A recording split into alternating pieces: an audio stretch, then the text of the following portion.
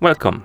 In front of me I have SUUNTO Vertical Titanium Solar, and I'm gonna show you how to check or track the amount of the calories burned on this watch. First thing we need to do is to press the lower button to open the widget panel. Once you open the widget panel, scroll through the list of widgets and find the widget called steps and calories. No, this one. As you can see, here we have the amount of the steps taken and the calories burned, but we can tap on this widget to open the more detailed informations, and here we have the calories burned. As you can see, you can also scroll down and see average progression through the whole week, through the 7 days.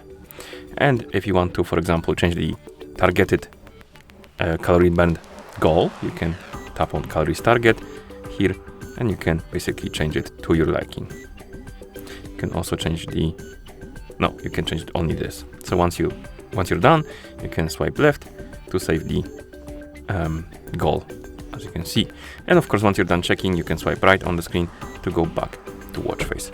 And that's how you check the amount of the calories burned on this watch. Thank you for watching. If you found this video helpful, please consider subscribing to our channel and leaving a like on the video.